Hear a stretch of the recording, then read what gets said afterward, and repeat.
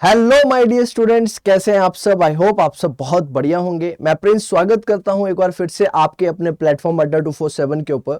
आज की इस वीडियो के अंदर हम लोग स्टार्ट करेंगे मैक्रो इकोनॉमिक्स को। जी हां, ये हमारी पहली क्लास है मैक्रो इकोनॉमिक्स की, जहां पर आज की क्लास में मैं आप लोगों के साथ डिस्कस करूंगा इंट्रोडक्शन टू मैक्रो इकोनॉमिक्स।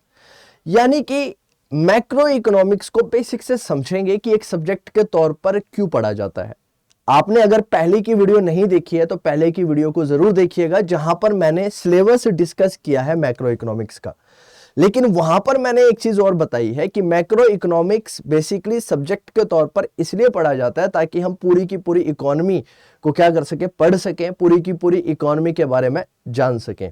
इस पर्सपेक्टिव से हम लोग क्या करते हैं, मैक्रो इकोनॉमिक्स ऐसे सब्जेक्ट पढ़ते हैं। तो आइए समझते हैं कि मैक्रो इकोनॉमिक्स क्या है, कहां से आया है ये वर्ड, क्यों इस वर्ड की इंपॉर्टेंस है और क्यों ये एक सब्जेक्ट के तौर पर बहुत ज्यादा इंपॉर्टेंस रखता है। तो आइए स्टार्ट करते हैं। सबसे पहले अगर मैं बात करूं आप लोगों से, तो हम क्या टॉपिक्स, क्या कंटेंट डिस्कस करेंगे, यानी कि हम लोगों ने क्या पढ़ना है। ठीक है, आज की क्लास के अंदर हम लोगों ने कवर क्या करना है। तो सबसे पहले मैं बात करूंगा अबाउट मैक्रो इकोनॉमिक्स। आप सब लोगों को पता है जो मैक्रो वर्ड है, राइट, वो कहां से आया है। ये जनरली इंग्लिश वर्ड है मैक्रो, लेकिन इसका ओरिजिनेशन कहां से हुआ है वो भी जानना जरूरी है। तो सबसे पहले समझेंगे कि मैक्रो इकोनॉमिक्स का मतलब होता क्या है। उसके बाद मैक्रो इकोनॉमिक्स की डेफिनेशन समझेंगे कि what is the basic definition of macro economics, कि मैक्रो इकोनॉमिक्स की डेफिनेशन होती क्या है। थर्ड हमारे पास है माइक्रो मैक्रो पैराडॉक्स। ये कुछ अलग सा वर्ड है। पैराडॉक्स का मतलब क्या होता है। पैराडॉक्स अगर मैं बात करूं और आप लोगों को समझाऊं कि क्या मतलब है पैराडॉक्स का, तो पैराडॉक्स का मतलब जनरली होता है बेटा कॉन्ट्राडिक्शन। हम जनरली क्या पढ़ते थे, मैंने आप लोगों को पिछले वीडियो के अंदर बताया भी था कि 1930 के अंदर आया था ग्रेट डिप्रेशन, और उस डिप्रेशन की वजह से क्या देखने को मिला था कि हमें एक सब्जेक्ट अलग से पढ़ने को मिला था। वो सब्जेक्ट था मैक्रो इकोनॉमिक्स। 1930 से पहले क्या मैक्रो इकोनॉमिक्स नहीं होता था, पढ़ा जाता था, लेकिन माइक्रो को ज्यादा इंपॉर्टेंस दी जाती थी। उसके पीछे का रीजन ये बोला जाता था कि अगर माइक्रो इकोनॉमिक्स बात करती है इंडिविजुअल लेवल की, और इंडिविजुअल लेवल पर अगर मैं बात करता हूं तो इंडिविजुअल हमेशा चाहता है सेटिस्फेक्शन। वहीं पर इंडिविजुअल कंज्यूमर की बात की जाए तो सेटिस्फेक्शन, और प्रोड्यूसर की बात की जाए तो हमेशा मैक्सिमाइज करना चाहेगा प्रॉफिट को। अगर एक कंज्यूमर सेटिस्फाइड है, उसी तरह से सारे के सारे कंज्यूमर अगर सेटिस्फाई हो जाते हैं और सारे के सारे प्रोड्यूसर कहीं ना कहीं प्रॉफिट कमा लेते हैं, तो कहीं ना कहीं इकोनॉमी अपने आप ही बढ़िया तरीके से काम करेगी, ऐसा बोला जाता था। लेकिन 1930 के अंदर जब डिप्रेशन आया तो ये माना गया और ये समझा गया कि भाई इतना आसान नहीं है जितना हम चीजों को समझ रहे थे। तो कहीं ना कहीं हमें क्या करना पड़ेगा, एक अलग से सब्जेक्ट पढ़ना पड़ेगा जो पूरी की पूरी इकोनॉमी को इंटीग्रेटेड तौर पर पढ़ाए। तो वहां पर निकल कर आया आपका सब्जेक्ट मैक्रो इकोनॉमिक्स। तो वहां पर पैराडॉक्स का मतलब क्या होता है। पैराडॉक्स का मतलब जनरली ये होता है कि दोनों में कॉन्ट्राडिक्शन है। हम कई बार बात करते हैं कि माइक्रो इकोनॉमिक्स और मैक्रो इकोनॉमिक्स एक दूसरे से इंटरडिपेंडेंट है, एक दूसरे के ऊपर डिपेंड करते हैं। जी सर, बिल्कुल सही बात है, एक दूसरे के ऊपर इनके डिपेंडेंसी है। लेकिन पैराडॉक्स बात करता है कि इनमें क्या है, आपस में कॉन्ट्राडिक्शन है, यानी कि ये दोनों आपस में एक दूसरे के अपोजिट काम करते हैं। समझेंगे इसको भी, साथ ही साथ में इसके साथ में कुछ स्टेटमेंट्स है, वो स्टेटमेंट भी समझेंगे, और स्टेटमेंट की मदद से मैं आपको समझाने की कोशिश करूंगा कि माइक्रो मैक्रो पैराडॉक्स बेसिकली होता क्या है। उसके बाद मैं बात करूंगा आपसे स्कोप क्या है मैक्रो इकोनॉमिक्स की, यानी कि वही बात कि अगर माइक्रो इकोनॉमिक्स से ही सारी चीजें सॉल्व हो जा रही थी तो इसकी स्कोप क्या है। मैक्रो इकोनॉमिक्स एक अलग से सब्जेक्ट आपने बना दिया, तो इसको पढ़ने की जरूरत क्यों है, क्या स्कोप है इसका, क्या दायरा है, क्या आगे चल के बेनिफिट होने वाले हैं पूरी की पूरी इकोनॉमी को। उसके पर्सपेक्टिव से हम लोगों ने समझना है स्कोप ऑफ मैक्रो इकोनॉमिक्स। और उसके बाद बात करेंगे सिग्निफिकेंस। सिग्निफिकेंस का मतलब हुआ बेनिफिट, यानी कि मैक्रो इकोनॉमिक्स अगर देखा जाए एक टॉपिक के तौर पर पढ़ा जाता है तो इसकी वजह से पूरी की पूरी इकोनॉमी को क्या बेनिफिट होने वाला है, उसके बारे में बात करेंगे। चलिए तो आइए देखते हैं, स्टार्ट करते हैं। सबसे पहले बात करेंगे बेटा माइक्रो इकोनॉमिक्स की। अगर मैं माइक्रो इकोनॉमिक्स की, मैक्रो इकोनॉमिक्स की अगर मैं आप लोगों के सामने बात करता हूं तो अबाउट मैक्रो इकोनॉमिक्स। तो मैक्रो इकोनॉमिक्स की अगर बात की जाए तो सबसे पहले बात आती है origin of the term. Origination कहां से हुआ इस टर्म का। अगर मैं ओरिजिनेशन की बात करता हूं बेटा, तो ये जो मैक्रो इकोनॉमिक्स टॉपिक है ये कहां से आया, इसका ओरिजिनेशन कहां से है। तो अगर मैं ओरिजिन की बात करूं तो ये जो टर्म मैक्रो है ये इंग्लिश टर्म है बेटा। कैसी टर्म है? मैक्रो जो है वो इंग्लिश टर्म है, लेकिन ये जनरली ओरिजिनेट कहां से हुई है? ये एक ग्रीक वर्ड से इसका ओरिजिनेशन देखा गया, और वो ग्रीक वर्ड क्या है? मैक्रोस है। मैक्रोस है, जिसका मतलब क्या होता है बेटा? लार्ज। जिसका मतलब क्या होता है? लार्ज। और अगर मैं मैक्रो इकोनॉमिक्स के कंसेप्ट से इस वर्ड को समझने की कोशिश करता हूं, किसको? मैक्रोस वर्ड जो है जिसका मतलब क्या है बेटा? लार्ज। और अगर मैं इसको समझने की कोशिश करता हूं, किसके पर्सपेक्टिव से समझने की कोशिश करता हूं? मैक्रो इकोनॉमिक्स से, तो इसका मतलब क्या हो गया बेटा? इकोनॉमी एज अ होल, यानी कि पूरी की पूरी इकोनॉमी की बात मैं यहां पर कर रहा हूं। तो जनरली अगर बेटा मैं आपको इसको समझाने की कोशिश करूं तो आप ये बोलेंगे, ये जो सर वर्ड है मैक्रो, ये जो वर्ड है ये कहां से आया है? ये एक ग्रीक वर्ड से आया है।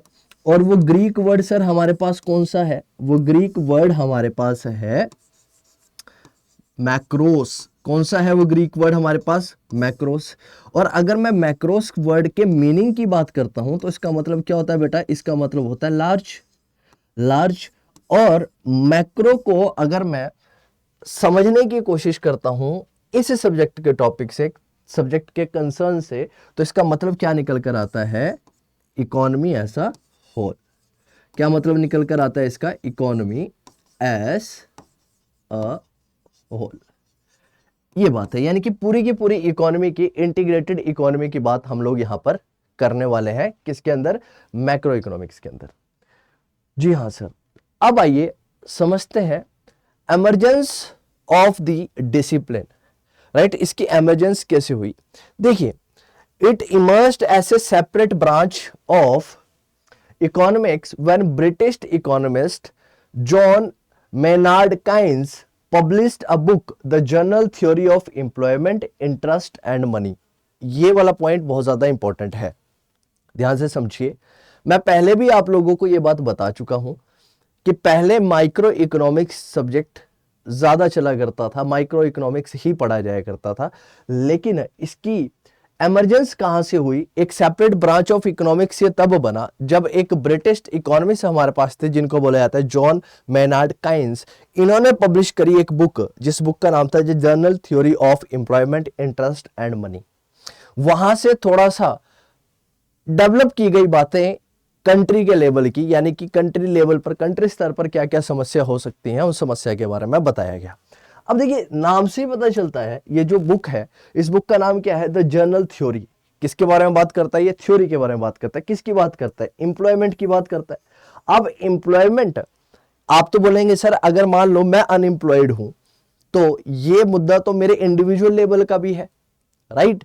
तो ये यहां पर इकोनॉमी लेवल पर क्यों बात हो रही है? देखिए समझिएगा, इंडिविजुअल लेवल पर तो ये एक कंसर्न है ही एम्प्लॉयमेंट, लेकिन इसके साथ साथ में पूरी की पूरी इकोनॉमी लेवल पर इसका ज्यादा इंपैक्ट देखने को मिलेगा। यानी कि अगर आप इंडिविजुअल लेवल पर देखेंगे तो हम ये कह सकते हैं, अगर मान लो हमारे पास मिस्टर एक्स है, ये मिस्टर एक्स अनएम्प्लॉयड है, तो हमने मान लिया कोई बात नहीं, मिस्टर एक्स अनएम्प्लॉयड है, तो इसका ज्यादा इंपैक्ट किसके ऊपर होगा? सिर्फ और सिर्फ मिस्टर एक्स के ऊपर होगा और मिस्टर एक्स की फैमिली के ऊपर होगा। ठीक है, वहीं पर अगर बेटा मैं बात करता हूं इसी तरह से मिस्टर एक्स करके हमारे पास मान लो बेटा 1 लाख पीपल है ऐसे जो क्या है बेटा? अनएम्प्लॉयड है। अगर वो अनएम्प्लॉयड है तो यहां पर जो पूरी की पूरी इकोनॉमी है उसके ऊपर ज्यादा इंपैक्ट देखने को मिलेगा। उसके ऊपर क्या देखने को मिलेगा? ज्यादा इंपैक्ट देखने के लिए मिलेगा। तो ये एक सब्जेक्ट ज्यादा किसको इंपैक्ट करेगा? पूरी की पूरी इकोनॉमी लेवल पर करेगा। उसके बाद बात करता बेटा इंटरेस्ट एंड मनी। मनी अगर मैं बात करूं यहां पर बेटा, तो मनी आपका टॉपिक भी है। तो मनी बेसिकली क्या है? मनी चैप्टर क्यों आया, राइट? यहां पर किस तरह से इन्फ्लेशन और डिफ्लेशन को कंट्रोल करने के लिए क्या पॉलिसीज प्रोसीजर्स बेसिकली गवर्नमेंट के द्वारा या फिर जो सेंट्रल बैंक है किसी भी इकोनॉमी का, जैसे कि इंडिया के अंदर हमारे पास रिजर्व बैंक ऑफ इंडिया है, उनके द्वारा क्या मेजर्स लिए जाते हैं ताकि वो इन्फ्लेशन और डिफ्लेशन को कंट्रोल कर सके। तो ये भी कहीं ना कहीं मुद्दा जो है वो इंटरनेशनल लेवल का, कंट्री लेवल का मुद्दा है। तो इसीलिए यहां पर जो बात की जाएगी वो भी किसके पर्सपेक्टिव से की जाएगी? एक इकोनॉमी के पर्सपेक्टिव से बात की जाएगी। इसीलिए ये जो पूरी किताब निकल कर आई थी, जो general Theory of Employment, Interest and money की बात करती है, ये पूरे के पूरी कंट्री लेवल की बात करती है, इंटीग्रेटेड लेवल की बात करती है। तो आइए थोड़ा सा समझने की कोशिश करेंगे आगे डेफिनेशंस ऑफ मैक्रो इकोनॉमिक्स। अब आइए थोड़ा सा मैक्रो इकोनॉमिक्स की डेफिनेशन को समझते हैं, जानते हैं कि मैक्रो इकोनॉमिक्स बेसिकली है क्या। अगर मैं आप लोगों से बात करूं macro economics, it defined as a branch of economics, या फिर हम कह सकते हैं it is defined as a branch of economics that studies economic issues और economic problem at the level of an economy as a whole. अब मेरे प्यारे बच्चों, यहां पर जो मैंने वर्ड्स मार्क किए हैं या फिर जो वर्ड्स मैंने हाईलाइट किए हैं वो क्या है बेटा, एक है हमारे पास इकोनॉमिक इशू और इकोनॉमिक प्रॉब्लम। अब बेटा याद होगा आप लोगों को, जब आप 11th क्लास में पढ़कर आए थे तो आप लोगों को क्या समझाया था और आप लोगों को क्या पढ़ाया था आपके टीचर्स ने। आपने एक चीज पढ़ी थी कि इकोनॉमिक्स ऐसे सब्जेक्ट इसलिए पढ़ा जाता है क्योंकि ह्यूमन बींग्स की क्या है, अनलिमिटेड वांट्स है। सबसे पहली समस्या तो ये है because human beings have unlimited wants. लेकिन इन अनलिमिटेड वांट्स को सेटिस्फाई करने के लिए हमारे पास जो रिसोर्सेज हैं वो रिसोर्सेज कैसे रहने वाले हैं, वो रिसोर्सेज हमेशा स्कार्स रहेंगे because there will be scarcity of resources. हमारे पास हमेशा ही रिसोर्सेज की क्या रहेगी, स्कार्सिटी रहेगी।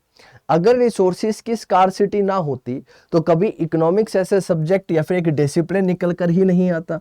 तो हमारे पास रिसोर्सेज की स्कार्सिटी है, और जब हमारे पास रिसोर्सेज की स्कार्सिटी है साथ ही साथ में हमारे पास इन रिसोर्सेज का क्या है बेटा, ऑल्टरनेटिव यूज है। क्या है हमारे पास, एक ऑल्टरनेटिव यूजेस भी है इसके। और जब हमारे पास ऑल्टरनेटिव यूजेस भी है, स्कार्स रेसेस को इस तरह से यूज करना है कि हम ज्यादा से ज्यादा अपने आप को क्या कर सके, सेटिस्फेक्शन दे सके। तो वही बात यहां पर की गई। अब जब ये समस्या, अब ये समस्या अगर मान लो बेटा इंडिविजुअल लेवल पर है, अगर वो समस्या किस लेवल पर है बेटा, इंडिविजुअल लेवल पर है, तो उसको तो आप पढ़ लेंगे किसके अंदर, माइक्रो इकोनॉमिक्स के अंदर। वैसी ही समस्या फेस की जाती है किसके द्वारा, पूरी की पूरी कंट्री के द्वारा। पूरी की पूरी जो कंट्री है वो भी इस तरह की समस्या क्या करती है, फेस करती है। और जब इस तरह की समस्या पूरी की पूरी कंट्री लेवल पर देखने को मिलती है तो उसकी भी क्या करनी पड़ेगी, हमें मैनेजमेंट करनी पड़ेगी। अब जब रिसोर्सेस कम है तो उन रिसोर्सेस को क्या करना पड़ेगा, हमें प्रॉपर तरीके से यूटिलाइज करना पड़ेगा ताकि पूरी की पूरी सोसाइटी ऐसे होल का वेलफेयर देखा जा सके। To see the welfare of the society as a whole is the main objective of macro economics. Macro economics का सिर्फ और सिर्फ मेन ऑब्जेक्टिव क्या है, पूरी की पूरी इकोनॉमिक लेवल पर रिसोर्सेज को प्रॉपर तरीके से यूटिलाइज करवाना ताकि ज्यादा से ज्यादा सेटिस्फेक्शन प्रोवाइड की जा सके। उसके बाद अगर मैंने यहां पर बात करी थी इकोनॉमिक इश्यूज और इकोनॉमिक प्रॉब्लम की, और मैंने आपको बोला था कि ये टर्म मैंने यहां पर हाईलाइट कर रखी है। अब आप देखिए कि इकोनॉमिक प्रॉब्लम का मतलब बेसिकली क्या है, what is the basic meaning of economic problem. अगर मैं आप लोगों के सामने इकोनॉमिक प्रॉब्लम की बात करूं, इसका मतलब क्या है, देखिए it generally means the problem of making choices that occurs because of the scarcity of the resources। क्योंकि हमारे पास रिसोर्सेस का अभाव है तो हमें क्या करना पड़ेगा, हमें चॉइसेस करनी पड़ेगी। क्यों चॉइसेस करनी पड़ेगी, क्योंकि हमें कुछ ना कुछ चीजों को छोड़ना पड़ेगा। क्यों छोड़ना पड़ेगा, एग्जाम्पल के तौर पर आइए थोड़ा सा समझते हैं ताकि आप और बेहतर तरीके से समझ पाए। अब आइए देखिए थोड़ा सा समझने की कोशिश करिएगा, मैं आपको समझाता हूं। अब मान लो बेटा आपके पास बेटा 100 रुपीज है, एग्जाम्पल के तौर पर आपके पास 100 रुपीज है। अब आपकी इच्छाएं हैं कि आप इस 100 रुपीज को, या फिर आप ऐसे समझिए कि इस 100 रुपीज को स्पेंड करने के लिए आपके पास दो ऑप्शन है। या तो बेटा सपोज करो आप पिज्जा ले सकते हैं, या तो बेटा आप बर्गर ले सकते हैं, एग्जाम्पल के तौर पर। ठीक है, अगर मैं पिज्जा और बर्गर की यहां पर बात कर रहा हूं तो सपोज करो जो पिज्जा है उसका एमआरपी भी 100 रुपीज है, और बेटा जो बर्गर है उसका एमआरपी भी 100 रुपीज है। दोनों का एमआरपी जो है वो बेटा कितना है, 100 रुपीज है। अगर मैं पिज्जा की बात करूं, अब आप क्या है यहां पर मान लो बेटा ये मिस्टर एक्स है, ये मिस्टर एक्स है। अब मिस्टर एक्स जो है उनकी इच्छाएं हैं कि भाई वो पिज्जा भी खा ले, साथ ही साथ में बेटा वो बर्गर भी क्या कर लें, कंज्यूम कर लें। वो दोनों चीजों को कंज्यूम करना चाहता है। क्यों कंज्यूम करना चाहता है? क्योंकि उसे लगता है कि मेरे को ये दोनों चीजें अच्छी लगती है, तो मैं ये दोनों चीजें कंज्यूम करूं। तो जब वो दोनों चीजों को कंज्यूम करना चाहता है, इच्छा तो है भाई साहब की कि दोनों चीजों को कंज्यूम कर लें, लेकिन जेब में तो सिर्फ और सिर्फ 100 रुपए हैं। तो अब इनको क्या करना पड़ेगा? अब इन्हें सिर्फ और सिर्फ एक ही ऑप्शन बचता है कि चॉइस का, या तो वो पिज्जा चूज कर लें या तो वो बर्गर चूज कर लें। क्योंकि अगर वो पिज्जा चूज करेंगे तो अल्टीमेटली बर्गर जो है वो अल्टीमेटली क्या हो जाएगा, ड्रॉप हो जाएगा बर्गर का प्लान, उन्हें बर्गर छोड़ना पड़ेगा। अगर वो बर्गर सिलेक्ट करते हैं तो पिज्जा उन्हें क्या करना पड़ेगा, लीव करना पड़ेगा। वही बात यहां पर लिखी गई है। ये एक ब्रांच है इकोनॉमिक्स की, जहां पर हम इकोनॉमिक इश्यूज या फिर इकोनॉमिक प्रॉब्लम को पढ़ते हैं पूरी की पूरी कंट्री लेवल पर। अगर मैं इकोनॉमिक प्रॉब्लम की बात करता हूं तो यहां पर इकोनॉमिक प्रॉब्लम का मतलब क्या है? यहां पर मतलब है कि हमारे पास प्रॉब्लम हमेशा रहेगी किसकी? रिसोर्सेज की। क्योंकि हमारे पास जो रिसोर्सेज होंगे वो कभी भी फुली तरीके से सेटिस्फाई नहीं कर सकते हैं, तो हमें उन रिसोर्सेज को क्या करना पड़ेगा, यूटिलाइज करना पड़ेगा, या फिर हमें चॉइसेस में डिसीजंस लेने पड़ेंगे, या फिर चॉइसेस हमें करनी पड़ेगी ताकि हम अपने आप को ज्यादा से ज्यादा सेटिस्फाई कर सकें। वही बात बोली गई है इकोनॉमिक प्रॉब्लम के अंदर। नेक्स्ट पॉइंट यहां पर समझने की कोशिश करिएगा। अब कुछ इकोनॉमिक प्रॉब्लम्स मैं आपके सामने लिख कर लेके आया हूं कि एक कंट्री लेवल पर क्या क्या इकोनॉमिक प्रॉब्लम्स हो सकती हैं। वो इकोनॉमिक प्रॉब्लम देखिएगा। सबसे पहले बात करते हैं employment problem for the resident of the country. सबसे बड़ी समस्या क्या है एक गवर्नमेंट के आगे या फिर पूरी की पूरी इकोनॉमी के अंदर? सबसे बड़ी समस्या क्या है? एम्प्लॉयमेंट की समस्या है। तो ये बहुत बड़ी इकोनॉमिक प्रॉब्लम है, राइट। तो ये जो इकोनॉमिक प्रॉब्लम है, इस इकोनॉमिक प्रॉब्लम को क्या करना पड़ेगा? गवर्नमेंट को खत्म करना पड़ेगा। उसके आगे क्या है? Problem of rises in prices. अब जो प्राइसेस हैं अगर वो बढ़ेंगे, बहुत ज्यादा चीजें महंगी हो जाती हैं। जैसे कि आप लोग खुद देखो, अगर आप डे टू डे लाइफ में भी इन चीजों को ऑब्जर्व करते होंगे, अगर गुड्स के प्राइसेस बहुत ज्यादा एक्सपेंसिव हो जाते हैं तो आप लोग बोलते हैं कि गवर्नमेंट ने बहुत ज्यादा महंगाई कर दी, इन्फ्लेशन कर दी।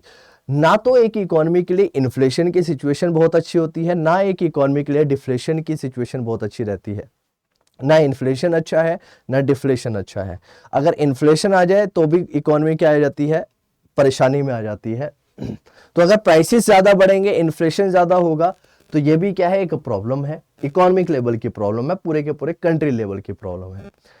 Problem of depression in the economy, lack of demand for the goods and services in the economy.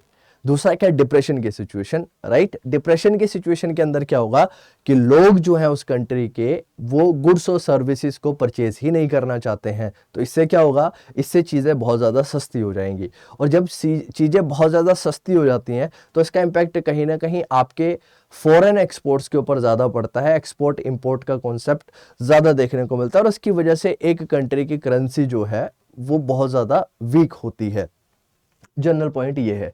तो ये भी प्रॉब्लम किससे कहां के रिलेटेड है? एक इकोनॉमी के रिलेटेड प्रॉब्लम है, कंट्री लेवल की ये भी प्रॉब्लम है। उसके बाद क्या आता है? Growth of output in the economy, right. ये भी प्रॉब्लम कैसी है? कंट्री लेवल की प्रॉब्लम है कि आउटपुट को कैसे बढ़ाया जाए, राइट। आउटपुट किस तरह से इंक्रीज किया जाए, उसकी समस्या को भी यहां पर समझा जाता है। ये भी इकोनॉमिक लेवल की प्रॉब्लम है। अब नेक्स्ट हमारे पास क्या है बेटा? Micro macro paradox. मैंने आप लोगों को बताया था या फिर आप लोगों ने पढ़ा भी होगा कि माइक्रो इकोनॉमिक्स और मैक्रो इकोनॉमिक्स, ये दोनों सब्जेक्ट कहीं ना कहीं एक दूसरे से रिलेटेड है, और दोनों ही टॉपिक एक दूसरे के इंडिपेंडेंट है।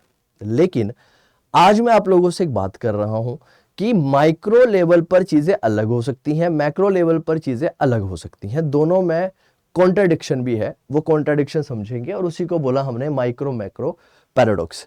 इसका मतलब क्या है? जो आपको लगेगा माइक्रो में लॉजिकल है एक इंडिविजुअल के लिए, वही चीज गलत हो जाएगी कंट्री एज अ होल के लिए, यानी economy as a whole level पर वो चीजें गलत हो जाएंगी। नाउ देखिए क्या कहता है, कहता है what is logical eight the level of the micro economics may not be logical at the macro level. यानी कि अगर माइक्रो लेवल पर चीजें राइट डायरेक्शन में जाएगी तो जरूरी नहीं है कि मैक्रो लेवल पर भी वो चीजें राइट डायरेक्शन में जाए, हो सकता है वो लेफ्ट डायरेक्शन में चली जाए। एग्जाम्पल के तौर पर आइए मैं आपको समझाता हूं। एज्यूम करिए कि आप एक कंज्यूमर हैं, तो आप क्या चाहेंगे, ध्यान से समझना बेटा। मान लो ये आप कंज्यूमर हो, ठीक है, आपके पास क्या है बेटा, पैसा है। तो आप क्या चाहोगे कि आपके पास और ज्यादा पैसा है और उस पैसे को आप क्या करो, सेव करो। आप चाहते हैं उस पैसे को अपने पास और ज्यादा सेव करो, ज्यादा पैसा आपके पास आए, ज्यादा सेविंग आप लोग करो, जिससे क्या होगा, उतनी ज्यादा ही आप प्रोस्परस बनेंगे, आपके पास उतनी ज्यादा ही वेल्थ जनरेट होगी। अब ध्यान से समझना, अब जैसे आप सोच रहे हैं ऐसे एज्यूम करो कि 135 करोड़ जो हमारी जनता है वो सारे के सारे लोग यही चीज सोच रहे हैं कि मैं ज्यादा से ज्यादा पैसा अपने पास क्या करूं, सेव करूं, मैं पैसा खर्च ना करूं। अब ध्यान से समझना बेटा, माइक्रो लेवल पर तो आप लोगों ने सेटिस्फेक्शन ले ली, तो माइक्रो ने क्या कर दिया, उसे जस्टिफाई कर दिया कि भैया इंडिविजुअल लेवल पर अगर कंज्यूमर खुश है, कंज्यूमर को अगर सेटिस्फेक्शन मिल रही है तो वो अच्छी बात है सर, फिर कोई दिक्कत वाली बात ही नहीं है। लेकिन मैक्रो लेवल पर अब समझना, इसलिए मैंने बोला पैराडॉक्स है, कॉन्ट्रडिक्शन है। अब मान लो बेटा सारे के सारे लोगों ने यही चीज सोची, सारा का सारा पैसा 135 करोड़ लोगों ने अपने पास रख लिया। अब सोचो बेटा, जब सारा का सारा पैसा लोगों ने अपने पास रख लिया, इसका मतलब कि इकोनॉमी में किसी भी तरह की गुड्स और सर्विसेज की डिमांड नहीं होगी। और जब किसी भी गुड्स और सर्विसेज की डिमांड इकोनॉमी के अंदर नहीं होगी तो क्या वहां पर इन्वेस्टमेंट देखने को मिलेगी, वहां पर इन्वेस्टमेंट भी नहीं होगी। और जब वहां पर इन्वेस्टमेंट ही नहीं होगी तो पैसे का सर्कुलर फ्लो नहीं होगा, और सर्कुलर फ्लो जब पैसे का नहीं देखा जाएगा या फिर पैसा इन्फ्यूज नहीं होगा मार्केट के अंदर, तो लोग कहीं ना कहीं, ध्यान से समझना मेरी बात, लोगों का मार्केट से भरोसा उठ जाएगा या फिर लोग जनरली पैसा इन्वेस्ट नहीं करेंगे मार्केट के अंदर। और इन्वेस्टमेंट खत्म हुई, इसका मतलब देश के अंदर भी दिक्कतें आने वाली है, पूरी की पूरी इकोनॉमी कोलैप्स कर जाएगी। अगर मैं आपको नेट क्रक्स में समझाऊं तो देखिए यहां पर क्या बोलता है, for example at micro level if an individual saves more he will increase his wealth और add value to his future prosperity. अगर माइक्रो की मैं बात करूं तो अगर कोई कस्टमर है वो क्या करता है, ज्यादा पैसा सेव करता है अपने लिए, तो वो क्या करेगा, ज्यादा वेल्थ क्रिएट करेगा और ज्यादा अपने लिए फ्यूचर प्रोस्पेरिटी लेके आएगा। लेकिन मेरे प्यारे बच्चों अब ध्यान से समझो, यहां पर नाउ कंसिडर अ सिचुएशन, अब इसको बहुत अच्छे से समझना, नाउ कंसिडर अ सिचुएशन, एक सिचुएशन कंसिडर करो, आओ, where every person of the economy is saving and spending less. हर एक बंदा इसी प्रयास में लगा हुआ है कि मैं ज्यादा से ज्यादा पैसा सेव करूं, और वो सारे के सारे 135 करोड़ पैसा सेव कर लेते हैं। तो अब क्या होगा, demand for goods and services will decline. Now you will see the demands for the goods and services will start declining, और जब डिक्लाइन होगी तो इसकी वजह से क्या होगा, as a result investment will decline, तो इन्वेस्टमेंट भी कम हो जाएगी, क्योंकि भाई ये जो कंज्यूमर्स होते हैं उन्हीं का ही पैसा तो सेंट्रल बैंक्स जो होते हैं, हमारे बैंक्स जो होते हैं, कमर्शियल बैंक्स जो होते हैं, वही तो पैसा वो फ्लो करते हैं, वही पैसा तो वो सर्कुलेट करते हैं किसको, इन्वेस्टमेंट के लिए, और वही पैसा फिर आगे इन्वेस्ट किया जाता है और वहां से रिटर्न कमाए जाते हैं और आप लोगों को दे दिए जाते हैं। अब ये प्रोसेस में आप लोगों ने क्या कर दिया, स्टॉप लगा दिया। क्यों लगा दिया, क्योंकि सर आपने क्या करा, सारे के सारे पैसे को अपने पास सेव करके रखा। अब इसकी वजह से क्या होगा, गुड्स और सर्विसेज की डिमांड जो होगी वो कम हो जाएगी, और इसकी वजह से जो इन्वेस्टमेंट है वो भी कम हो जाएगी। Production and employment level will fall. अब देखो जब इन्वेस्टमेंट ही नहीं होगी तो लोगों की नौकरियां भी जाएगी, लोग क्या हो जाएंगे, अनएम्प्लॉयड हो जाएंगे। तो अनएम्प्लॉयमेंट का कॉन्सेप्ट आ जाएगा भाई, यहां पर अनएम्प्लॉयमेंट आ जाएगी, राइट। प्रोडक्शन कम होगा, प्रोडक्शन कम होने की वजह से एम्प्लॉयमेंट कम होगा, और इसकी वजह से क्या होगा, the economy will be driven for a future poverty, और पूरी की पूरी इकोनॉमी के अंदर पैसा ही नहीं होगा और पूरी की पूरी इकोनॉमी क्या हो जाएगी, गरीब हो जाएगी। तो आपके अकॉर्डिंग, यानी कि अगर माइक्रो के अकॉर्डिंग अगर आप लोग सोचोगे तो आप बोलोगे सर ज्यादा से ज्यादा पैसा सेव करना चाहिए। वहीं पर अगर मैक्रो के इकोनॉमिक्स से अगर आप लोग सोचोगे तो आप बोलोगे नहीं सर ज्यादा पैसा हमें सेव नहीं करना चाहिए। क्यों नहीं करना चाहिए, ज्यादा पैसा सेव करेंगे तो कहीं ना कहीं दिक्कतें होने वाली है पूरी की पूरी इकोनॉमी को, और वहां पर पॉवर्टी आ सकती है। अब आगे समझना स्कोप ऑफ मैक्रो इकोनॉमिक्स। आइए, स्कोप का मतलब क्या है, एक अलग से फील्ड ऑफ एरिया है, राइट, एक अलग से फील्ड ऑफ स्टडी है, एरिया ऑफ स्टडी है। तो इसके अंदर क्या स्कोप है, तो भाई मैंने आपको बताया था यहां पर इकोनॉमी लेवल की स्कोप है।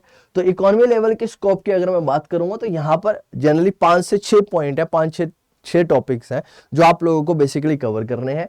एक तो पूरी की पूरी इकोनॉमी की नेशनल इनकम को कंप्यूट करना, राष्ट्र की आय निकालना सबसे पहली बात, और उससे रिलेटेड एग्रीगेट्स को पढ़ा जाता है। यहाँ पर रिलेटेड एग्रीगेट्स का मतलब है जीडीपी, राइट, जीडीपी यानी कि ग्रॉस डोमेस्टिक प्रोडक्ट हो गया, नेट नेशनल प्रोडक्ट हो गया, राइट। उसके बाद आपके पास और भी बहुत सारे फैक्टर, कॉस्ट पे, मार्केट प्राइस पे आप ये सारी चीजें निकालते हैं, उसके बारे में बात की जाती है। सेकंड अगर मैं बात करता हूं तो वहां पर आती है theory of employment. Theory of employment कहीं ना कहीं केनेसियन के मॉडल के ऊपर बहुत ज्यादा जोर देती है, यानी कि इसके अंदर बेसिकली बात करते हैं कि क्या रीजंस हैं, किन रीजंस की वजह से एक इकोनॉमी के अंदर अनएम्प्लॉयमेंट है, और कैसे उस अनएम्प्लॉयमेंट को क्या किया जा सकता है, खत्म किया जा सकता है, इकोनॉमी से हटाया जा सकता है, उसके बारे में बात की जाती है थ्योरी ऑफ एम्प्लॉयमेंट में। ये सारी चीजें आपने आगे चल के पढ़नी है मैक्रो इकोनॉमिक्स के अंदर। देन हमारे पास है थ्योरी ऑफ मनी। मनी तो बहुत ज्यादा इंपॉर्टेंट है। यहां पर हम लोग पहले समझेंगे कि मनी एक बार्टर सिस्टम के तौर पर या फिर बार्टर सिस्टम या बार्टर के तौर पर यूज किया जाता था। पहले हमारे पास एक लीगल करेंसी या फिर लीगल टेंडर नहीं हुआ करता था, तो वहां पर क्या दिक्कत आती थी, राइट, कोइंसिडेंस ऑफ वांट्स की समस्या आती थी, राइट। अब लेकिन मनी क्या है, बहुत ज्यादा इंपॉर्टेंट है। क्यों इंपॉर्टेंट है? ताकि सर्कुलेशन हो सके गुड्स एंड सर्विसेज का प्रॉपर तरीके से। दूसरी चीज क्या है, मनी होगा तो कहीं ना कहीं आपको इन्फ्लेशन और डिफ्लेशन जैसी समस्या भी देखने के लिए मिलेगी। उसके लिए हमारे पास पॉलिसीज होती हैं, तो वहां पर हम लोग वो पॉलिसीज पढ़ते हैं। जैसे कि आप मनी पढ़ेंगे तो मनी के अंदर आप 2 टाइप की पॉलिसीज पढ़ते हैं। एक आपके पास आती है आपकी मॉनेटरी पॉलिसी, सबसे पहले आपके पास आती है मॉनेटरी पॉलिसी। और मॉनेटरी पॉलिसी की अगर मैं बात करूं तो मॉनेटरी पॉलिसी को रेगुलेट किया जाता है आरबीआई के द्वारा, रिजर्व बैंक ऑफ इंडिया के द्वारा, जो कि आपका सेंट्रल बैंक भी है। उसके बाद अगर मैं बात करता हूं, एक आपके पास आती है फिस्कल पॉलिसी, और फिस्कल पॉलिसी आपकी लेके आता है कौन? Government of India. आपकी गवर्नमेंट ऑफ इंडिया जो है वो आपकी फिस्कल पॉलिसीज लेके आती है, राइट।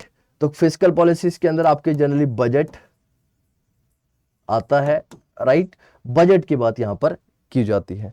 तो यहां पर थ्योरी ऑफ मनी के अंदर यही सारी चीजें हम लोगों ने बहुत ज्यादा डिटेल में समझनी है। देन उसके बाद आती है theory of general price level, inflationary and deflationary gaps, right. Inflation और डिफ्लेशन के बीच में क्या गैप है, इससे रिलेटेड जो जनरल प्राइस लेवल थ्योरीज होंगी वो समझेंगे। उसके बाद बात करेंगे रोल ऑफ गवर्नमेंट और गवर्नमेंट बजट। सरकार का क्या इंपॉर्टेंस है, सरकार की क्या भूमिका है पूरी की पूरी इकोनॉमी के अंदर। जनरली अगर मैं बात करूं मेरे प्यारे बच्चों, तो एक इकोनॉमी 3 तरह की हो सकती है। या तो वो सोशलिस्ट इकोनॉमी होगी, या तो वो राइट कैपिटलिस्ट इकोनॉमी होगी, या तो बेटा वो एक मिक्स्ड इकोनॉमी होगी। अगर मैं सोशलिस्ट इकोनॉमी की बात करता हूं तो सोशलिस्ट इकोनॉमी हमेशा बात करती है, उसको हिंदी में अगर बोला जाए तो समाजवाद इकोनॉमी बोला जाता है। अगर समाजवाद इकोनॉमी की मैं अगर बात करूं तो समाजवाद इकोनॉमी हमेशा इक्वली डिस्ट्रीब्यूशन ऑफ रिसोर्सेज के ऊपर बात करती है। वहीं पर अगर मैं कैपिटलिस्ट इकोनॉमी के बारे में बात करूं तो कैपिटलिस्ट इकोनॉमी हमेशा डिमांड और सप्लाई के ऊपर काम करेगी कि late the demand and supply decide the prices of the goods and services. Let the demand and supply decide what should be produced, क्या बनना चाहिए, कितना बनना चाहिए, वो डिमांड और सप्लाई को सोचने के लिए दिया जाए, यानी कि प्राइवेट प्लेयर्स का बहुत ज्यादा इंपॉर्टेंट रोल रहेगा। लेकिन सोशलिस्ट इकोनॉमी के अंदर गवर्नमेंट का ज्यादा रोल रहता है, क्योंकि गवर्नमेंट हमेशा ये सुनिश्चित करती है कि रिसोर्सेज का कभी भी एक्सप्लॉयटेशन ना हो, और हैव्स नॉट के बीच का जो गैप है वो कभी भी बहुत ज्यादा वाइडन अप ना हो सके, इस पर्सपेक्टिव के साथ। Then exchange rate and balance of payment. Exchange rate and balance of payment, इसको कुछ ऐसे समझिएगा मेरे प्यारे बच्चों। अब सपोज करिए एक पर्सन है मिस्टर एक्स और दूसरे पर्सन है मिस्टर वाई। आइए इसको थोड़ा सा बोर्ड पे समझने की कोशिश करते हैं। अगर मान लो मिस्टर एक्स और मिस्टर वाई हैं, ये 2 पर्सन हैं। अब मिस्टर एक्स जो है बेटा, वो सपोज करो इंडिया के अंदर रहते हैं। बेटा कहाँ रहते हैं मिस्टर एक्स? इंडिया के अंदर रहते हैं। अच्छा सर। वहीं पर बेटा मान लेते हैं हम मिस्टर वाई जो है बेटा हमारे अमेरिका में रहते हैं। और मिस्टर एक्स और मिस्टर वाई एक दूसरे से एसोसिएटेड है। क्यों एसोसिएटेड है? बिकॉज मिस्टर एक्स जो है और मिस्टर वाई जो है वो आपस में बिजनेस रिलेशन में है, या फिर वो एक दूसरे के साथ क्या करते हैं बेटा, बिजनेस करते हैं। अब वो कैसा बिजनेस करते हैं? यहां पर कोई मशीनरी है, वो मशीनरी प्रोड्यूस होती है और मिस्टर एक्स जो है उस मशीनरी को क्या करते हैं, इंपोर्ट करते हैं। क्या करते हैं? ये इंपोर्ट करते हैं। जब ये मशीनरी को क्या करेंगे बेटा, इंपोर्ट करेंगे, तो इसके बदले में मिस्टर एक्स को मिस्टर वाई को क्या देना होगा भाई? पैसे देने होंगे, अमाउंट देनी होगी, राइट? कुछ ना कुछ अमाउंट देनी होगी। अब जब ये मिस्टर एक्स मिस्टर वाई को अमाउंट देंगे, तो अब मिस्टर एक्स तो इंडिया के अंदर रहते हैं, राइट? मिस्टर एक्स कहाँ रहते हैं? इंडिया के अंदर रहते हैं। अब जब मिस्टर एक्स इंडिया के अंदर रहते हैं तो इंडिया की टेरिटरी के अंदर तो चलता है बेटा रुपीस, लेकिन मिस्टर वाई जो है वो अमेरिका में रहते हैं, तो वहां क्या चलता है? वहां चलता है बेटा डॉलर। क्या चलता है वहां पर? डॉलर चलता है। अब वहां पर डॉलर है, यहां पर इंडियन रुपीस है।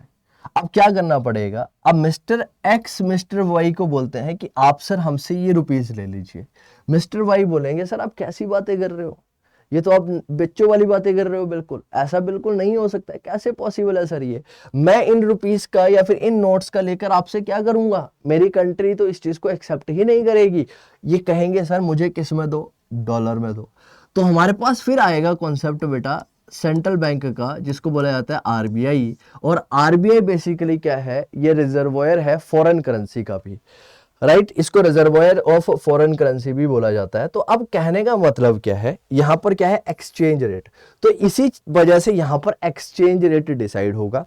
कई बार हम लोग पढ़ते हैं कि भाई $1 जो है उसकी वैल्यू 78 रुपीज है, या फिर हम कल को कह देते हैं कि इसकी वैल्यू 80 रुपीज है, या फिर 74 रुपीज होती है। ये पढ़ेंगे बेटा हम, इसको एप्रिसिएशन और डेप्रिसिएशन ऑफ करेंसी भी जनरली बोला जाता है कि करेंसी एप्रिशिएट और डेप्रिशिएट किस तरह से होती है। और वो सारा का सारा खेल जो है वो सिर्फ और सिर्फ चलता है बेटा एक्सपोर्ट और इंपोर्ट के ऊपर। किसके ऊपर चलेगा सारा खेल? एक्सपोर्ट और इंपोर्ट के ऊपर पूरा का पूरा जो खेल है वो चलने वाला है। ये भी हम लोगों ने क्या करना है, बहुत ज्यादा डिटेल में समझना है। तो यहां पर इसी एक्सचेंज रेट की बात की जा रही है, यानी कि मैं आपको समझाऊंगा कि एक्सचेंज रेट किस तरह से डिसाइड होता है और क्या फैक्टर्स है जो एक्सचेंज रेट को डिसाइड करते हैं। उसके बाद हमारे पास आता है balance of payment. Balance of payment, balance of payment का मतलब क्या है कि एक economy rest of the world के साथ अगर कंपेयर किया जाए तो वो कैसा परफॉर्म कर रही है। यानी Indian economy rest of the world के साथ कैसा परफॉर्म कर रही है, उनके संदर्भ में पढ़ा जाता है बैलेंस ऑफ पेमेंट, राइट? पूरी की पूरी कंट्रीज के साथ हमारे क्या होंगे? ट्रेड्स होंगे, तो उसके बेसिस पर हम पढ़ेंगे बैलेंस ऑफ पेमेंट। तो आइए मेरे प्यारे बच्चों, अगर मैं नटशेल में आप लोगों से बात करूं, तो यहां पर अगर मैं आप लोगों के सामने कंक्लूड करूं मैक्रो इकोनॉमिक्स को कि मैक्रो इकोनॉमिक्स क्या है, तो आप नटशेल में बोलेंगे या फिर आप क्रक्स निकालेंगे एक इकोनॉमिक्स का, मैक्रो इकोनॉमिक्स का एक क्रक्स निकालेंगे, एक सार निकालेंगे, तो आप ये बोलेंगे कि we can say that macro economics is focus on issues which explain. Macro economics उन इश्यूज के ऊपर बात करती है या फिर उनके ऊपर फोकस करती है। सबसे पहला क्या बेटा? हाउ एन इकोनॉमी फंक्शंस, एक इकोनॉमी कैसे काम करती है, इस चीज के ऊपर। Second, how it can be managed, एक इकोनॉमी को कैसे मैनेज किया जा सकता है। इन दो क्वेश्चन के आंसर्स आपको मिलेंगे जब आप मैक्रो इकोनॉमिक्स पढ़ोगे। मैक्रो इकोनॉमिक्स के अंदर आपको ये दो क्वेश्चन के आंसर मिलेंगे कि एक इकोनॉमी कैसे फंक्शन करेगी और दूसरा एक इकोनॉमी को कैसे मैनेज किया जा सकता है। क्यों सर ऐसा क्यों करना है? ताकि ज्यादा से ज्यादा सोशल वेलफेयर हो सके। सोशल वेलफेयर को क्या किया जा सके? मैक्सिमाइज किया जा सके, सोशल वेलफेयर को बढ़ाया जा सके। इस पर्सपेक्टिव के साथ मैक्रो इकोनॉमिक्स जो है वो पढ़ी जाती है।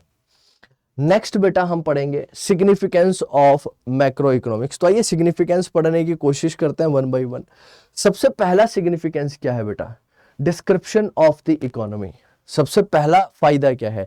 ये एक इकोनॉमी को डिस्क्राइब करने में मदद करता है, एक इकोनॉमी को एक्सप्लेन करने में मदद करेगा। कैसे? डिस्क्रिप्शन का मतलब क्या है कि आज हम बात करते हैं कि अमेरिका 3 ट्रिलियन की इकोनॉमी है, इंडिया जो है वो 30 मिलियन की इकोनॉमी है। तो इसी तरह की अगर हम बातें करते हैं, ट्रिलियन, बिलियंस, ये सारी बातें होती हैं।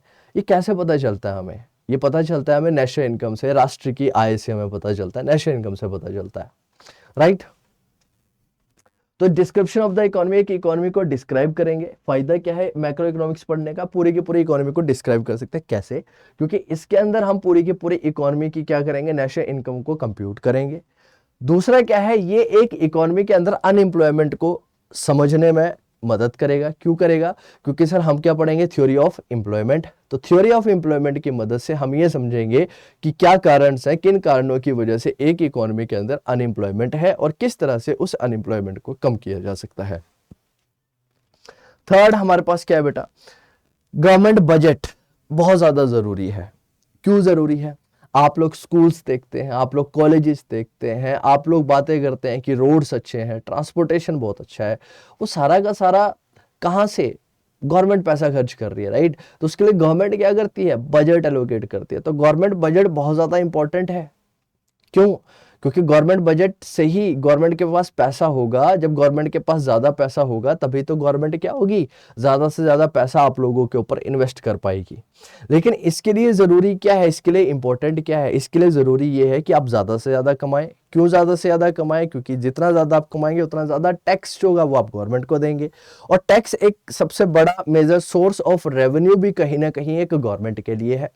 तो गवर्नमेंट के लिए एक कहीं ना कहीं इंपॉर्टेंट सोर्स के तौर पर काम करता है आपका टैक्स, ठीक है। तो वो बात हमारी यहां पर है। तो गवर्नमेंट बजट भी पढ़ेंगे हम लोग। उसके बाद तो एक इकोनॉमी को डिस्क्राइब करने में मदद करता है। कैसे? क्योंकि वो एस्टिमेट करता है पूरी इकोनॉमी की नेशनल इनकम को। हम पूरी की पूरी इकोनॉमी की अनएम्प्लॉयमेंट को पढ़ेंगे, थ्योरी ऑफ एम्प्लॉयमेंट पढ़ेंगे। जब गवर्नमेंट बजट के बारे में जानेंगे, गवर्नमेंट बजट क्या है, फिस्कल पॉलिसीज भी यहां पर आएगी कि फिस्कल पॉलिसीज क्या होती है।